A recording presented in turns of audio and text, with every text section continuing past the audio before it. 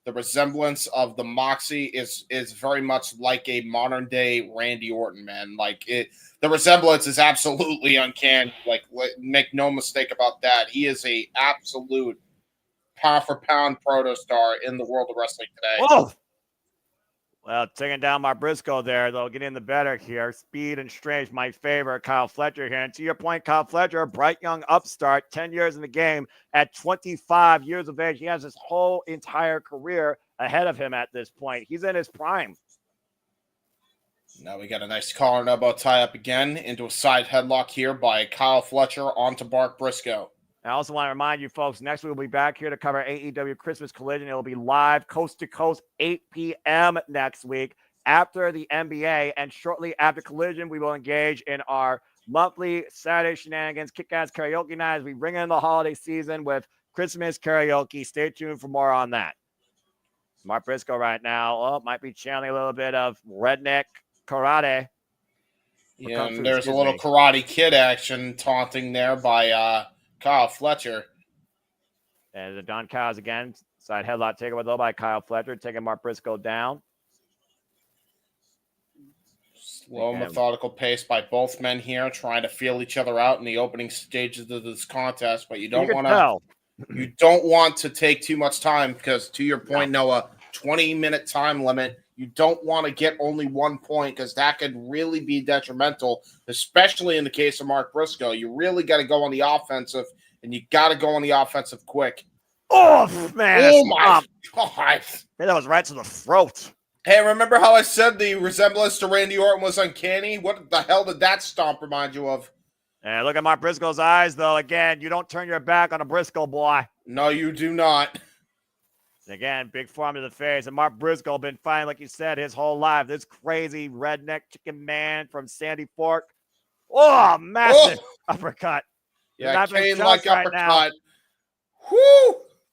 And again, that's sudden uppercut by that crazy redneck karate man. Whoa, big boot, miss.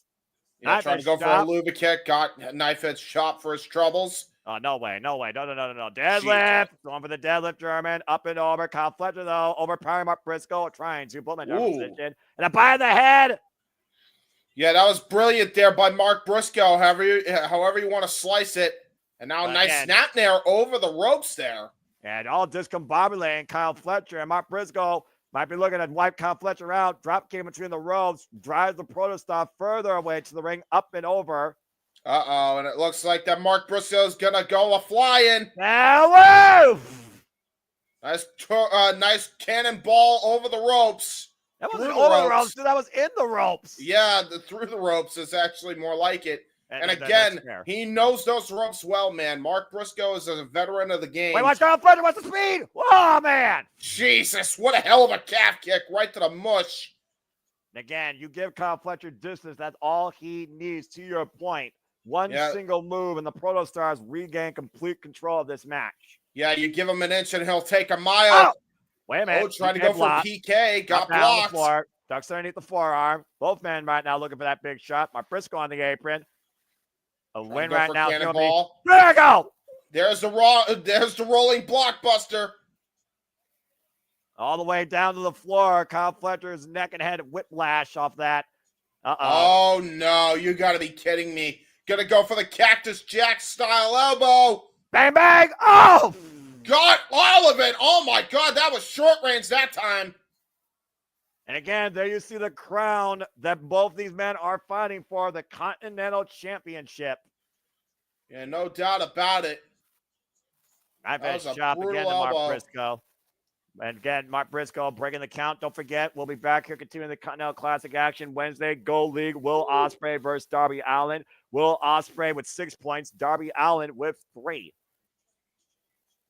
And now look at that. Going to go right into the other ring. And the ring awareness for Kyle Fletcher being this young in the game is actually uncanny. It's unbelievable how quick he has picked up the ring awareness game. Because he immediately rolled out to the outside to try and catch a breather. And it paid off with a back body drop counter out of the pile driver. Well, Mark Briscoe's looking for that J drill. And to your point, both these men use a pile driver for their finisher. Kyle Fletcher, though, with awareness and urgency. And And Oh, what's he doing God. here? Oh, dear God. No, not the brain buster on the barricade! On the top of the barricade! Holy shit! I'm not sure how Mark Briscoe comes back from that. Kyle Fletcher might as well go for the count out. Yeah, sonic screwdriver by Kyle Fletcher. Now he sets up the chair. What the hell does this remind you of? Speaking of Briscoe, to add insult to injury, gonna try to catapult himself off that steel chair. Step up! And there's that cannonball. You hear the thud of Mark Briscoe on the floor. Oh, Kyle Fletcher just posed him with a fan. Again, Kyle Fletcher knows he's fully in control. And if he beats Mark Briscoe here, you might as well call Mark Briscoe near damn eliminated. Yeah, Briscoe just got a hell of a brainbuster right on the barricade. And somehow he's up, and somehow he is fighting. Oh, God, what the hell does he have planned here? I sense disaster. Oh, dear God. Yeah, you think? Oh, my God. And no. Press to the floor. Oh, Jesus almighty Christ. That was rough. Who can capitalize here? Who can punch 3 points before the show ends? Stay tuned, folks. Wrestler Qualifier picture-in-picture. And again, fuck television. Mark Briscoe and Kyle Fletcher heaps on the floor after that freaking superplex. No, just might as well have been freaking suplex off the top of the barricade. Both men crashing to the floor. Yeah, that was not a fun landing for either guy. And by the way, Kyle Fletcher is still suffering some effects. I don't even know if he knows where he is right now. He may have suffered a legitimate stinger off of that move. And meanwhile, Mark Briscoe got that faraway look in his eyes as he wheels himself back up to his feet with the help of the fans, going inside the ring. And he might take a count out here. Referee is up to 6 right now. And to your point, Kyle Fletcher isn't moving. And again, a count out will yield Mark Briscoe 3 points and Kyle Fletcher's first loss in the Continental Classic, which will be huge for the rest of the block. Yeah, that is huge for Mark Briscoe, but Kyle Fletcher just barely making it back into the ring. Again, the scores stand right now. Kazuchika Okada 7, Kyle Fletcher 9, Daniel Garcia 4, Mark Briscoe 3, Shelton Benjamin 3, the Beast Mortos 0 in the Blue League. Big forearm smash there by Mark Briscoe. Gold League scores stand. Darby Allin 3, Claudio Castagnoli 6, Will Ospreay 6, Ricochet 6, Brody King 3, Commander 0. Yeah, it has been an even block on that end of things, but we got 2 eliminations already in each league. And you know that Mark Briscoe does not want to be one of those statistics. What a super kick. Holy shit, what a super kick by Kyle Fletcher. Absolutely just floored Mark Briscoe. Kazuchika Okada only has 1 match left in the Continental Classic. Kyle Fletcher also has 1 match left after this. Daniel Garcia still with 2 matches left. Mark Briscoe has 1 match left after this. Shelton Benjamin in the best shape right now to bounce back with 3 matches left. And the Beast Mortos only has 2 left. And look at the way he's still winded after that superplex off the barricade, by the way. Even though he was able to catch some separation, he is still hurting from that suplex. Again, Kyle Fletcher, though, once again trying to regain control here, fighting through whatever wear and tear off that suplex. To your point, they just stopped him off Briscoe. Slow, methodical approach right now, just driving his boot into the core of them boy. Yeah, just taking a page out of Prince Devitt's playbook, Finn Balor's playbook, with those elevated stomps, springboard stomps right into the corner. And hard Irish whip, Mark Briscoe sent in the corner. Kyle Fletcher running through Mark Briscoe right now, coming his way.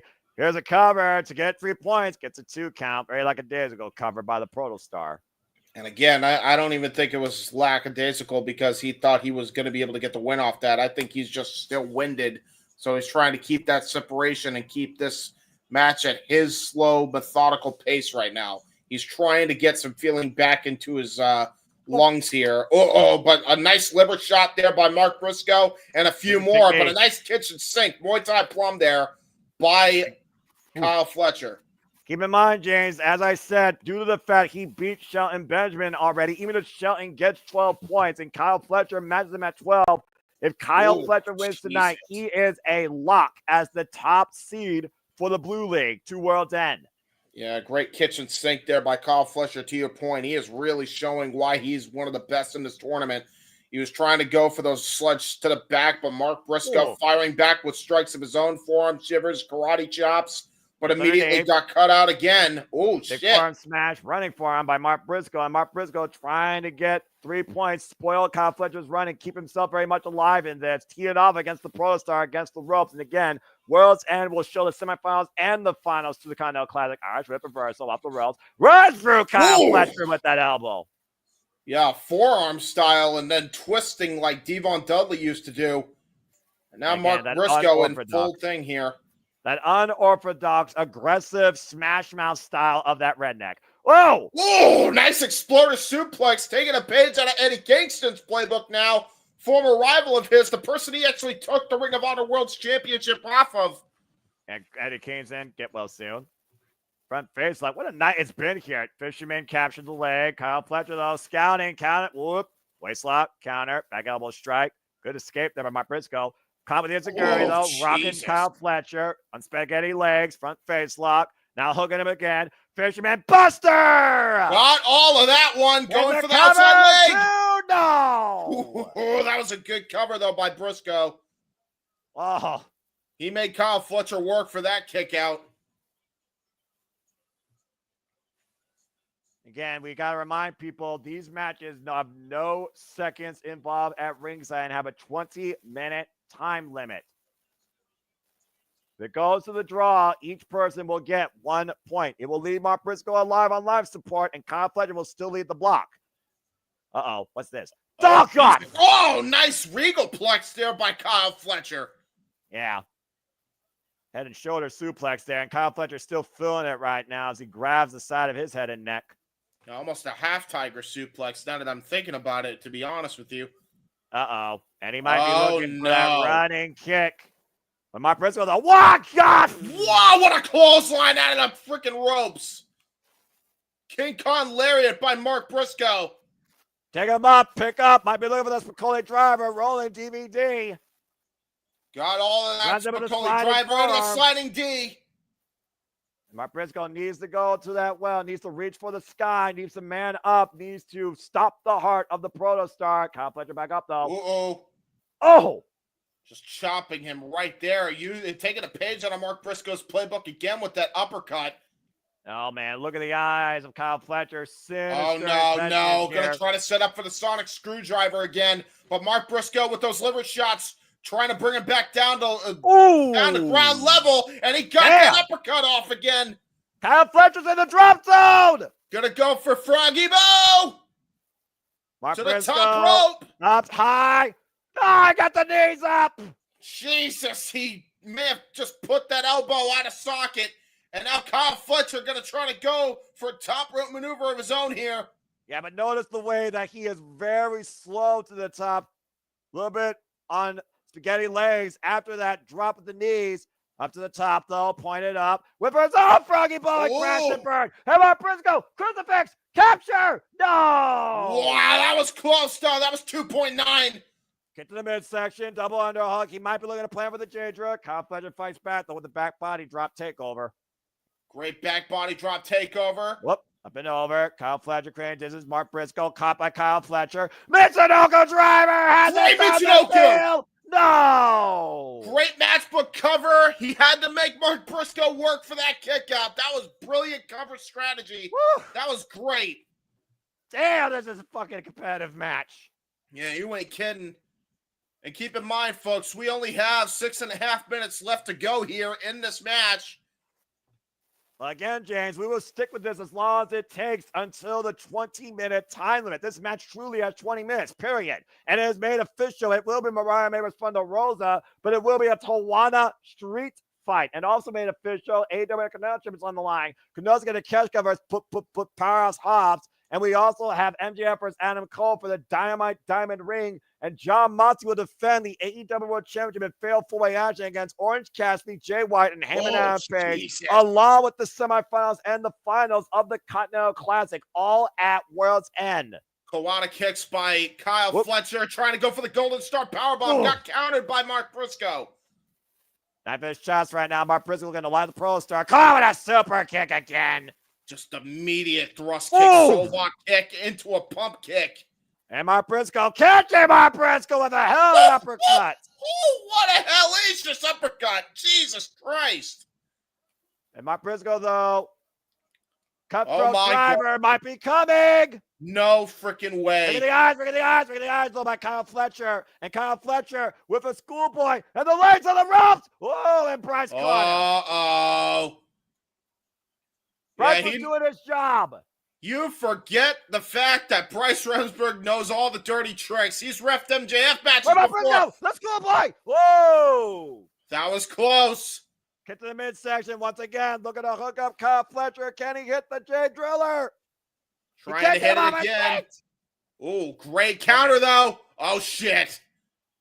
Brain Buster! Got all of it. Oh, my God. No! What? Can you believe that Mark Briscoe kicked out the Brain Buster?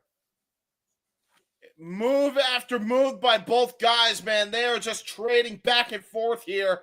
Their biggest moves so far. They have a counter. They have an answer for everything. James, that was the very move that allowed him to beat Kazuchika Okada. And now Mark Briscoe just pulling himself up. Oh, God. There's that running precision kick.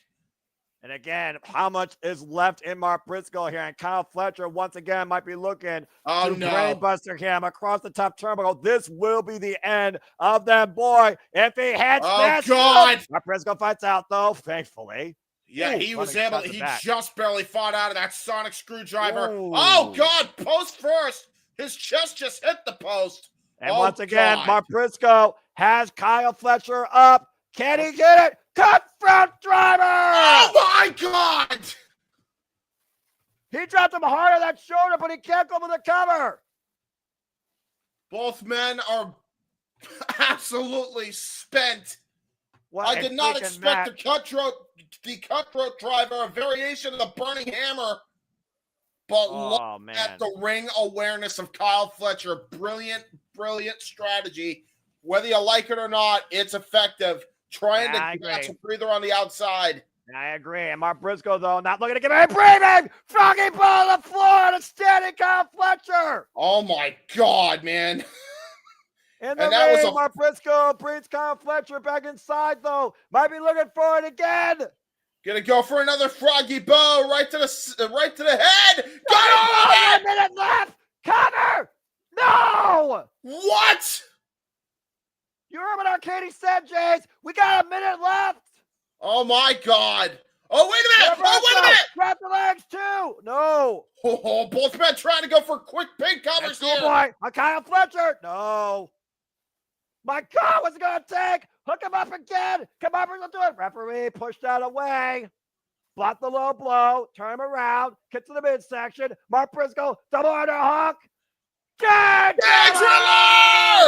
Cover. 2. Mark's done it. Holy shit, at the very last second, Mark Briscoe picks up 3 points. And Mark Briscoe just pinned the block leader and handed Kyle Fletcher his first loss in the Continental Classic. Fletcher is still in the lead at 9 points, but eats his first defeat, and Mark Briscoe moves up to 6 and literally leaves everybody in the block alive for this. What a win! Crazy, crazy main event for AEW. Phenomenal. What a tournament this has been so far, and what it's going to continue to be to World's End. Everybody is still alive in the Blue League, and Mark Briscoe tied for second place up to 6 points. Excuse me, third place, 6 points, because Kazuchika got 7. I'm so excited for them, boy. I was worried that this was going to be his undoing. Kyle Fletcher tried his ass off. Don't give him any. I'm not taking nothing away from Kyle Fletcher. I mean, I was about to say, man, he absolutely busted his ass for that. Kyle Fletcher leads the block at 9. Kazuchika Okada at 7. Mark Briscoe to 6. Daniel Garcia to 4. Sean Benjamin at 3. Beats Mortos 0. And it will be Sean Benjamin and Beats Mortos this Wednesday on Holiday Bash, along with so much more. Gold League will be in action as Will Ospreay goes one-on-one with Darby Allin. There you see the conglomeration, Orange Cassidy and Willow Nightingale celebrating with them boy, who is still very much alive in this tournament. And of course, we'll be back here next week, Saturday, for Christmas Collision, 8 p.m. special start time, coast to coast, as we welcome in the holiday season with more Continental Classic action. Congratulations, Mark Briscoe. Uh-oh. What the hell? Wait a damn minute. Death Riders. Yeah, Death Riders are on the screen right now, folks. We are not done. The program just got hijacked, Shield style. I mean, FTR did call out the Death Riders last week for a tag team match, and we also did saw FTR save Orange Cassidy. Wait a minute. Uh-oh. Oh, shit. FTR are being stalked here. Oh no. Shit. Wait, what the hell? Shit. Oh, shit. Claudio and Pac just kidnapped FTR? What the hell's going on? And they just went out the fire exit. I think the Death Riders just neutralized 2 more obstacles to their AEW. That being said, for James Keeper, I'm Noah Foster. This has been AEW Dynamite. Winter is coming, and Winterman came early to breathe the FTR out in the snow, left out dead and cold. We'll see you here shortly for the Saturday Shenanigans hosted by JJ Williams. What a freaking night of action, though. Yeah, you ain't kidding. Real quick, here are our PayPals. We're going to try and get off the air as soon as possible so we can give the floor to JJ Williams and Walter Alex Cruz, who are calling Saturday night, the remainder of Saturday night's main event right now before we go for Saturday Shenanigans. Once that is concluded, we will be live and on the air for it. So here's all of our links. Here's all of our PayPals. And with that being said, ladies and gentlemen, we're going to do a quick rundown through all the plugs. Follow the Cassidy 18 Studios on these socials here.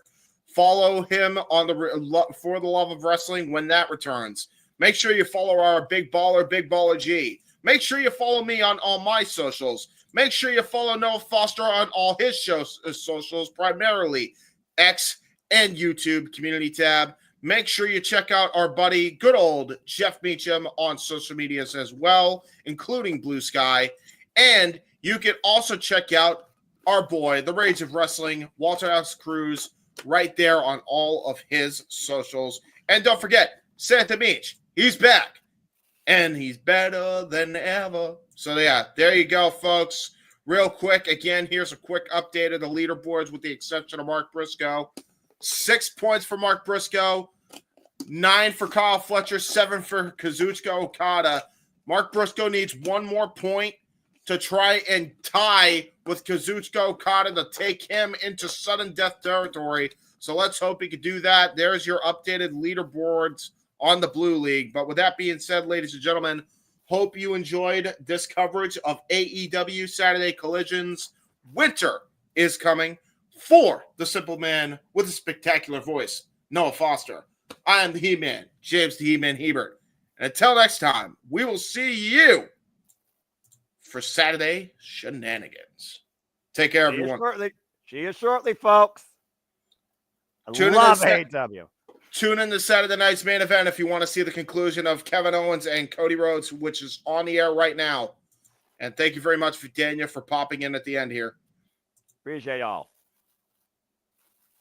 Woo, man, that was fucking awesome. Damn good show. I swear.